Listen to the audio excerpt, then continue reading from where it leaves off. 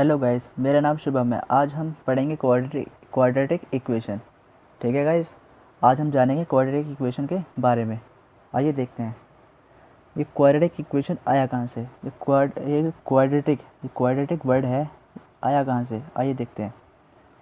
Quadratic word जो आया हमारे पास, ये हमारे पास आया क्वाड से। कहाँ से? क्वाड से। ठीक है, जिसका मतलब क्या होता है? स्क्वायर। ठीक है, जिसका मतलब स्क्वायर होता है। मतलब कि ये जो वेरिएबल है, वेरिएबल गेट्स स्क्वायर्ड। ठीक है, जो वेरिएबल होगा उसकी जो पावर होगी वो 2 होगी। ठीक है, मतलब कि डिग्री है, डिग्री होगी वो कितनी होगी? 2 होगी। ठीक है गाइज, अब हम देखते हैं standard form of quadratic equation. ठीक है, ये क्या देखेंगे? स्टैंडर्ड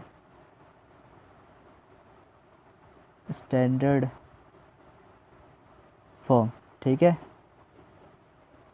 स्टैंडर्ड फॉर्म क्या होगी इसकी? स्टैंडर्ड फॉर्म होगी ax² plus bx plus c is equal to 0।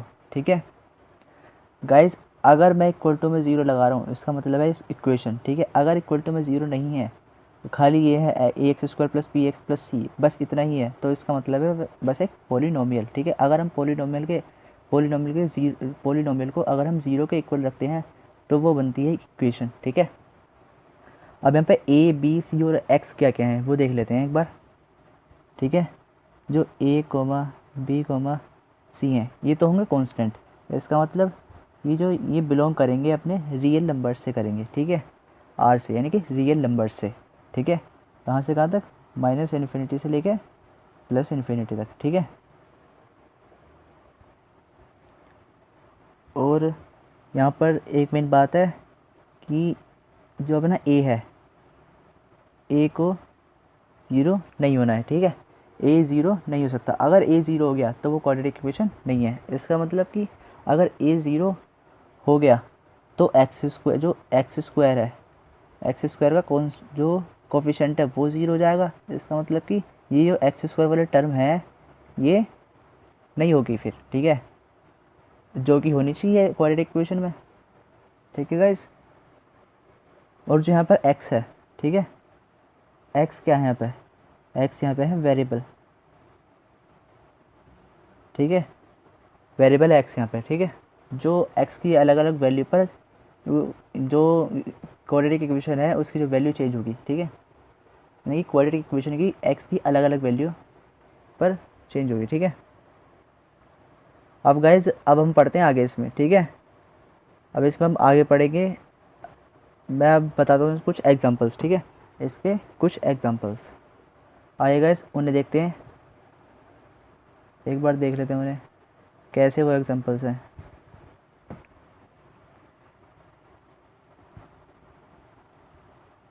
Example, so guys पहला एग्जांपल मैं लिखता हूँ ax² प्लस का 5x प्लस का 3। ठीक है, कोई भी एट रैंडम इक्वेशन लिख ली मैंने यहाँ पे। ठीक है, अब गाइज यहाँ पर जो a क्या होगा? a बराबर 2। ठीक है, b बराबर 5, c इक्वल टू 3। ठीक है, गाइज अब हम लिखते हैं सेकंड एग्जांपल। सेकंड एग्जांपल है x² माइनस के 3x इक्वल टू 0। ठीक है गाइज, आइए अब देखते हैं इसमें। अब आप देख सकते हैं यहाँ पे जो हमारे पास क्वाड्रेटिक इक्वेशन की जो स्टैंडर्ड फॉर्म होती है वो क्या होती है? ax² plus bx plus c। ठीक है, अब यहाँ पर जो है x² तो टर्म हैगी और x वाली टर्म भी हैगी, लेकिन c टर्म नहीं है। ठीक है, तो मैं बना लेता हूँ उससे पहले x² माइनस के 3x प्लस 0। ठीक है, इक्वल टू 0। अगर मैं 0 ऐड करूँ तब भी कुछ फ़र्क नहीं पड़ने वाला है। ठीक है, अब यहाँ पर a की वैल्यू तो होगी 1, अब b की वैल्यू होगी -3। गाइज ये ध्यान रखना है कि हमें जो a b c की जो वैल्यू लेनी है वो साइन के साथ लेनी है, ठीक है, या प्लस हो या माइनस हो, ठीक है, ये इसकी वैल्यू होंगी, ठीक है। अब हम देखते हैं थर्ड एग्जांपल, इसका थर्ड एग्जांपल देखते हैं क्या है। Third example 5x minus 3 equal to 0, ठीक है। अब गाइस देखते हैं ये कैसा एग्जांपल है। यहाँ पर हमारे पास x वाले टर्म है, ठीक है, और c वाली भी टर्म है, ठीक है, लेकिन यहाँ पर एक्स स्क्वायर वाली टर्म नहीं है, ठीक है। अगर एक्स स्क्वायर वाली टर्म है ही नहीं तो इसका मतलब ये क्वाड्रेटिक इक्वेशन नहीं है, ठीक है। इसका मतलब जो x का जो कोफिशिएंट है ना कि a की वैल्यू 0 है, और मैंने बताया था कि a 0 नहीं होना चाहिए, ठीक है। अगर क्वाड्रेटिक इक्वेशन होनी है तो a की वैल्यू 0 नहीं होनी चाहिए, चाहे b या c 0 हो जाए, ठीक है, इससे कोई फ़र्क नहीं पड़ने वाला है, ठीक है। अब ये कैसी इक्वेशन है, इसे हम बोलेंगे सिंगल कोफिशिएंट यानी कि लीनियर वेरिएबल, लीनियर इक्वेशन, ठीक है, इसे बोलेंगे अपनी लीनियर इक्वेशन, ठीक है। जो गाइस क्वाड्रेटिक इक्वेशंस है पहले वाले चैप्टर है, पहले वाला चैप्टर एक, ठीक है, लीनियर वाला वही है, यहाँ पे ये अपनी होगी लीनियर इक्वेशन, ठीक है। अब हम बात करते हैं थोड़ा सा इसके बारे में, ग्राफ के बारे में, ठीक है। अब देखते हैं ग्राफ कैसा होता है इसका।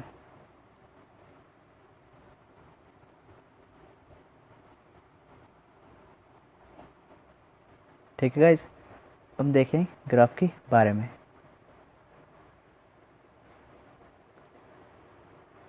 गाइस जो इसका जो ग्राफ होगा वो कैसा होगा, पैराबोलिक, ठीक है, कैसा होगा अपना पैराबोलिक, ठीक है, पैराबोलिक किसका ग्राफ होगा। अब देखते हैं कैसे बनेगा पैराबोलिक ग्राफ।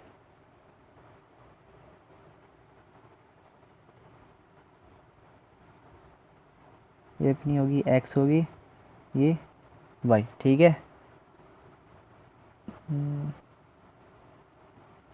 गाइस मैंने बना दिया एक सिंपल पैराबोला, ठीक है, ये अपना एक सिंपल पैराबोला, ठीक है। अब गाइस इसमें एक फ़तेह की बात है, यानी कि एक मोस्ट इम्पोर्टेंट बात है, ठीक है, जो आप सभी को जानना बहुत ज़रूरी है, ठीक है। अगर मैं एक्स एक्सिस के एक लाइन पैरेलल खींच देता हूँ, यानी कि एक लाइन ड्रॉ करता हूँ एक्स एक्सिस के पैरेलल, ठीक है, लाइन ड्रॉ कर लेते हैं एक्स एक्सिस के पैरेलल। अब जो ये इस लाइन ने इस ग्राफ को जिन 2 पॉइंट्स पर काटा है, ठीक है, यानी कि यहाँ पर कट किया है इन 2 पॉइंट्स पर, ठीक है, मैंने सर्कल कर दिया ताकि आपको आसानी से दिख जाए, ठीक है, इन 2 पॉइंट्स पर काटा है इसने, ठीक है, कट किया है। इसका मतलब जो क्वाड्रेटिक इक्वेशन के जो सॉल्यूशन होंगे वो 2 सॉल्यूशन आने वाले हैं, ठीक है। इसका मतलब क्या है कि 2 सॉल्यूशन, ठीक है, 2 सॉल्यूशन, ये 2 सॉल्यूशंस आएंगे क्वाड्रेटिक इक्वेशन के, ठीक है। अगर ये लाइन इस ग्राफ को अगर और भी पॉइंट्स पर कट करती, जितने पॉइंट्स पर कट करती उतने ही सॉल्यूशन आते हैं। यहाँ पर क्वाड्रेटिक इक्वेशन के जो सॉल्यूशंस आएंगे वो सिर्फ 2 आने वाले हैं, क्योंकि इस लाइन ने ग्राफ को सिर्फ 2 पॉइंट्स पर कट किया है, ठीक है। ये मैंने सिंपल पैराबोला बना दिया है आपको समझाने के लिए, ठीक है, बाकी और पैराबोले होते हैं। अब हम बात करते हैं थोड़ी सी और आगे। अब किसके बारे में बात कर रहे हैं, हिडन क्वाड्रेटिक इक्वेशन, ठीक है।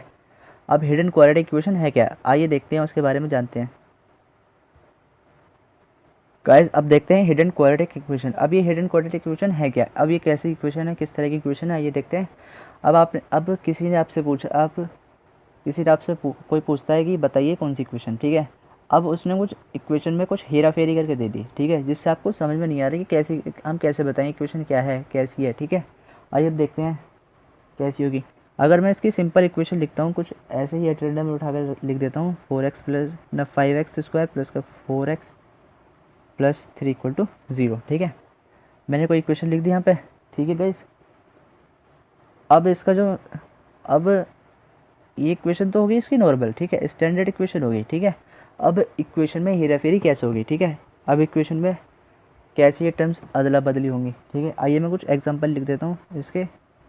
सबसे पहला एग्जांपल आसान सा एग्जांपल है, क्या है वो example, x square is equal to 3x minus 1, ठीक है। अब किसी ने आपको ये क्वेश्चन दे दिया और आपसे पूछने लगा ये बताओ क्वाड्रेटिक इक्वेशन है या नहीं है, ठीक है। अब देखते हैं जो एक्स स्क्वायर, जो ये पूरा 3x-1 को मैं ले जाता हूँ लेफ्ट साइड में, लेफ्ट साइड में ले जाऊँगा तो साइन हो जाएंगे अपोजिट, ठीक है। तो एक्स स्क्वायर माइनस के 3x + 1 = 0, ठीक है। अब ये आपने आगे क्वाड्रेटिक इक्वेशन की स्टैंडर्ड फॉर्म में, ठीक है। अब हम इजीली बता सकते हैं कि क्वाड्रेटिक इक्वेशन है या नहीं है, ठीक है। अब मैं लेता हूँ उसका दूसरा एग्जांपल, ठीक है। दूसरा एग्जांपल है अपना 2w² माइनस के 2w = 5, ठीक है। अब देखते हैं, सॉल्व करते हैं इसे। 2w² माइनस के 4w = 5, ठीक है।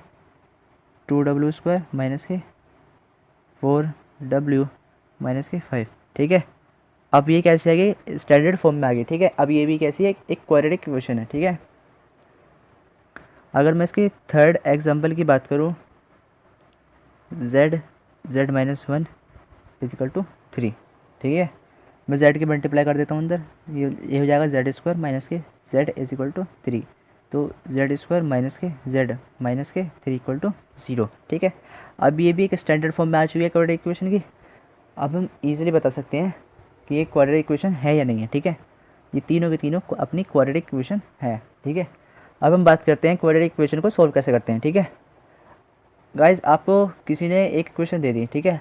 अब उसने पूछा कि इस इक्वेशन को सॉल्व कीजिए, ठीक है, यानी कि x की वैल्यू निकालनी है, ठीक है। अब देखते हैं गाइस कैसे सॉल्व करते हैं। अपना अगला टॉपिक है how to solve quadratic equation,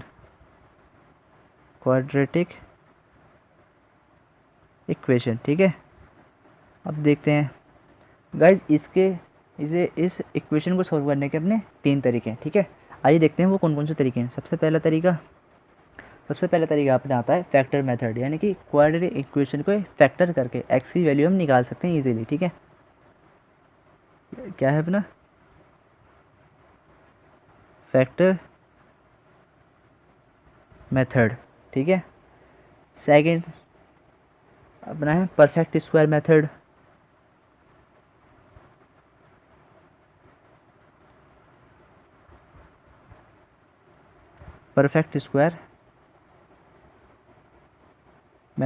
हम परफेक्ट स्क्वायर मेथड से भी हम क्वाड्रेटिक इक्वेशन में जो x है, जो वेरिएबल है, उसकी वैल्यू आसानी से निकाल सकते हैं, ठीक है। अब देखते हैं इसका थर्ड मेथड है अपना क्वाड्रेटिक फॉर्मूला, ठीक है।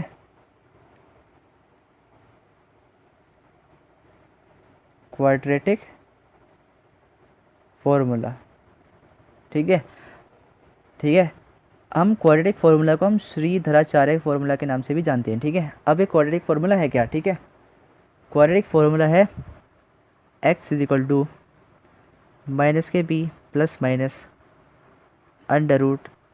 √b² माइनस के 4ac b² - 4ac upon 2a, ठीक है। ये अपना एक क्वाड्रेटिक फार्मूला है, ठीक है। अगर गाइस पहले 2 मेथड से अगर आप सॉल्व नहीं करना चाहते तो इससे भी आप सॉल्व कर सकते हैं, कोई दिक्कत वाली बात नहीं है, ठीक है। आपको इसे सॉल्व करने का बस क्या करना है, एक इक्वेशन दी गई होगी, वहाँ से a b c की वैल्यू निकालनी है और इस इक्वेशन में रखनी है और वहाँ से x की वैल्यू आ जाएगी, ठीक है। अब हम जानते हैं क्वाड्रेटिक इक्वेशन के बारे में, अबाउट द क्वाड्रेटिक इक्वेशन, ठीक है। इस इक्वेशन के बारे में जानेंगे, ठीक है। अब ये इसके बारे में देखते हैं क्या क्या बातें हैं। सबसे पहली बात आती है इसमें प्लस माइनस, ठीक है। प्लस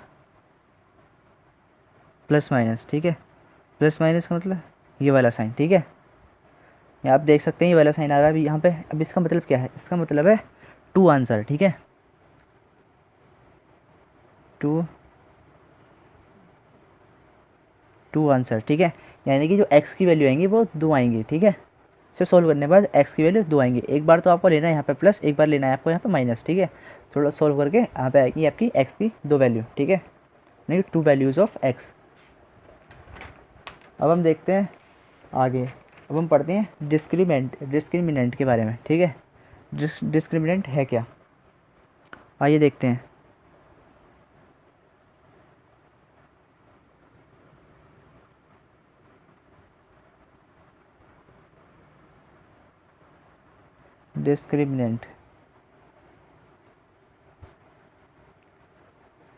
डिस्क्रिमिनेंट को हम बेसिकली जो डेनोट करते हैं वो कैपिटल डी से करते हैं, ठीक है। और डिस्क्रिमिनेंट होता है d is equal to b square minus के 4ac, ठीक है। ये अपना डिस्क्रिमिनेंट का फॉर्मूला, ठीक है। अब इस डिस्क्रिमिनेंट में भी कुछ बातें हैं, ठीक है। आइए मैं बता देता हूँ आपको क्या क्या बातें हैं वो। गाइज अगर डिस्क्रिमिनेंट, मैं बात करता हूँ डिस्क्रिमिनेंट, अगर डिस्क्रिमिनेंट पॉजिटिव है यानी कि ग्रेटर देन 0 है, ठीक है, इसका मतलब क्या आएंगे, 2 रियल रूट्स, ठीक है। कैसे आएंगे, 2 रियल रूट्स आएंगे, 2 रियल रूट्स, ठीक है। 2 रियल रूट्स आएंगे यानी कि जो x की जो वैल्यू होगी, ठीक है, जो अपना x है वो बिलोंग करेगा अपने रियल नंबर से, ठीक है, रियल नंबर से बिलोंग करने वाला है, ठीक है। अगर डिस्क्रिमिनेंट 0 आ जाता है, ठीक है, अगर डिस्क्रिमिनेंट 0 आ जाता है तो इसका मतलब क्या है, 1 रियल रूट, ठीक है। मतलब कि बोथ आंसर आर सेम, ठीक है, बोथ आंसर्स आर सेम, ठीक है। जो x की वैल्यू आएंगी, जो 2x की जो वैल्यू आएंगी वो एक ही आने वाले हैं, सेम आएंगे दोनों x की वैल्यू, ठीक है। अगर x की वैल्यू 2 आई है तो सेकंड जो x की वैल्यू होगी वो भी 2 आएगी, ठीक है। इसका मतलब हमें सिर्फ 2 वैल्यू, एक ही रियल रूट मिलेगा, ठीक है। अब देखते हैं अगर डिस्क्रिमिनेंट नेगेटिव हो यानी कि लेस देन 0 हो, इसका मतलब है pair of imaginary root, pair of imaginary root, ठीक है। या फिर हम कॉम्प्लेक्स सॉल्यूशन भी बोल सकते हैं, ठीक है, मतलब कि pair of complex solution, pair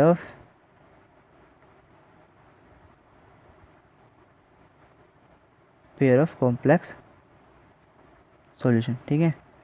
यानी कि जो रूट्स आएंगे वो आएंगे इमेजिनरी। अब इमेजिनरी, ठीक है, इमेजिनरी आने वाले हैं, ठीक है। मैं एक बार फिर से रिपीट कर देता हूँ। अगर डिस्क्रिमिनेंट पॉजिटिव है तो 2 रियल रूट्स, ठीक है, जो x की वैल्यू होगी वो रियल नंबर से बिलोंग करेगी। अगर डिस्क्रिमिनेंट 0 आता है तो 1 रियल रूट आएगा यानी कि बोथ आंसर्स आर सेम। अगर डिस्क्रिमिनेंट नेगेटिव है तो इमेजिनरी रूट्स मिलेंगे वहाँ से हमें, ठीक है। ठीक है गाइज, आज की वीडियो में बस इतना ही। मैं नेक्स्ट वीडियो में इसी बात के ऊपर कुछ एग्जांपल्स दिखाऊंगा आपको, एग्जांपल सॉल्व करके दिखाऊंगा, कुछ क्वेश्चंस कराऊंगा आपको, ठीक है। ठीक है गाइज, आई होप आपको ये लेक्चर आज का समझ में आया होगा।